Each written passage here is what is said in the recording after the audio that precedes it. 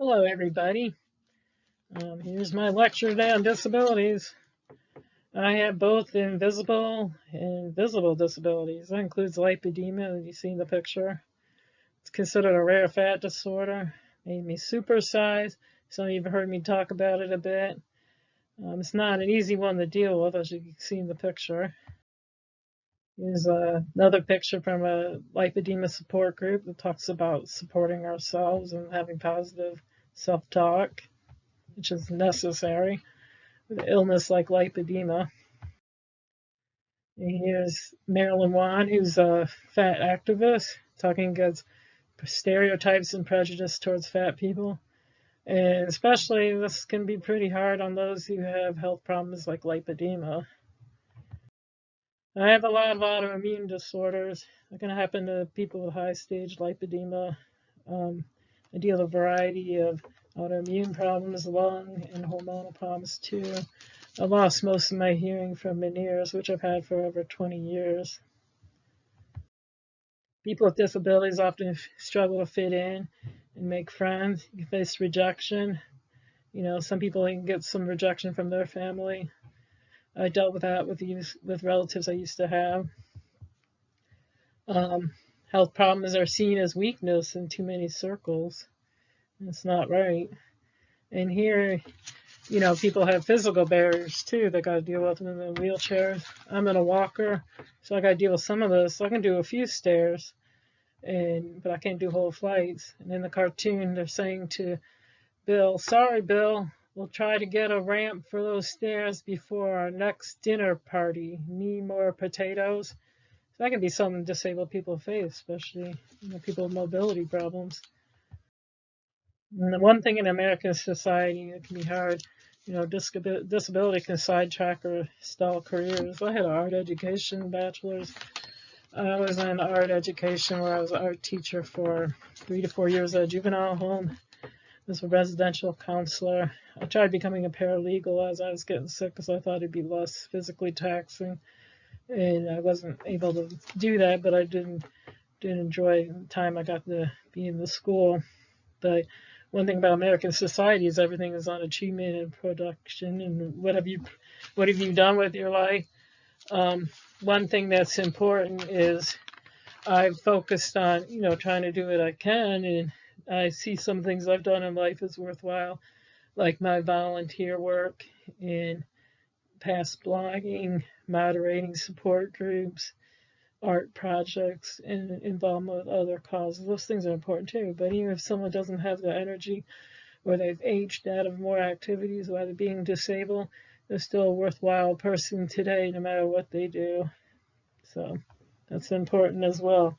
If you realize that staying alive for the disabled can be hard, you have to spend your days doing a lot of medical things. For me, it's like time in the leg machine, breathing treatments, physical therapies, keeping track of medicine. That can fill your day up alone. I mean, a lot of people with disabilities have to eat special diets and cook a lot more than the average person.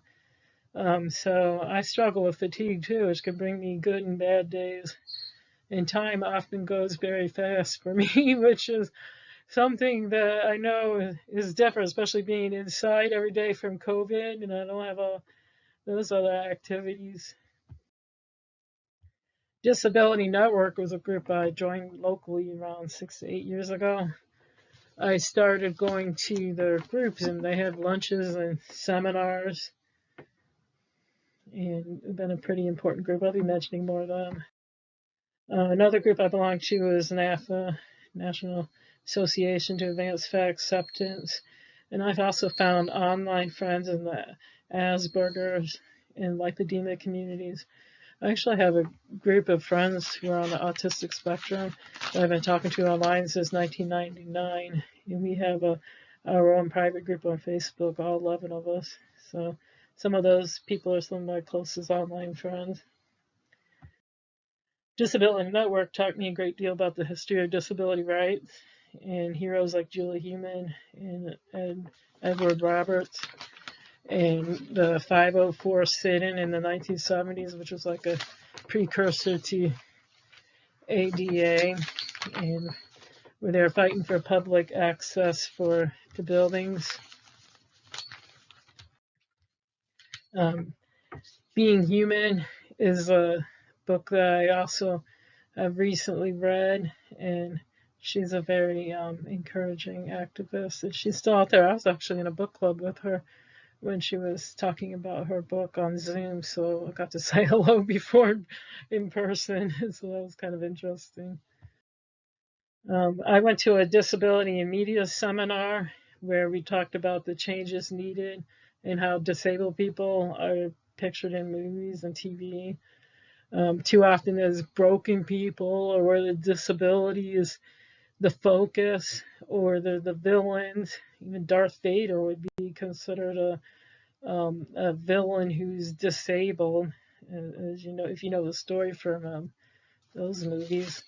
Inspiration porn, you can see here defined, where you see these superstar disabled people on TV and in movies, and that's one thing that can be negative towards the disabled.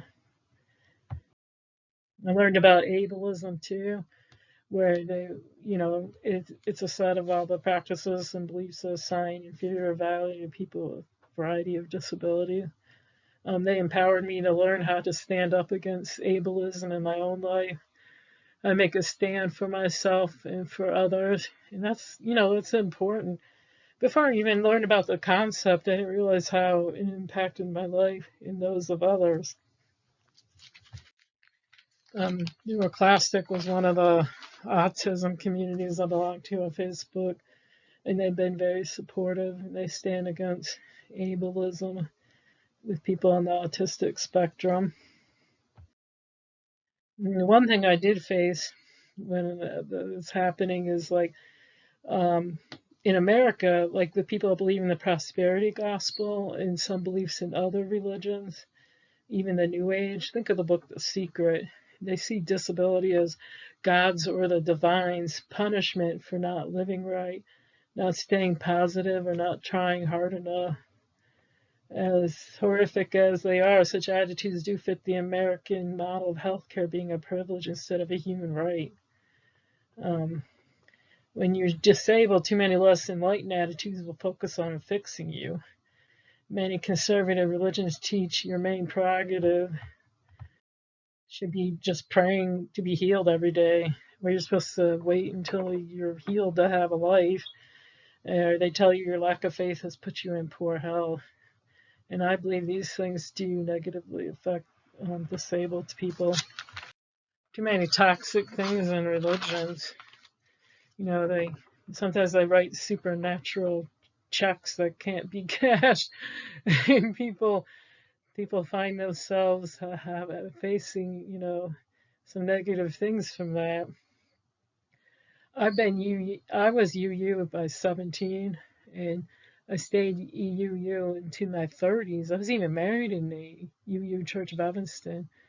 And one thing that happened to me was I was living in this remote small town, and I got very sick in my mid-30s, and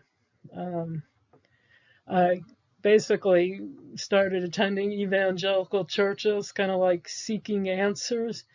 My husband never converted in. He remained with basically UU beliefs. But he even told me then he knew I was trying to deal with what happened to me. I had almost died of an infection in my 30s, and some of the health problems were just, what I had gone through piling up on me. And I remember all those, that's how I got lured into there.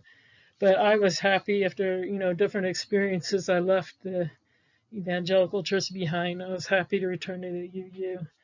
Buff is a far more positive place for the disabled. I believe the attitudes are far more healthy, and you all have stuck, you stick to the first principle, and the level of acceptance and love and care for the disabled is far different.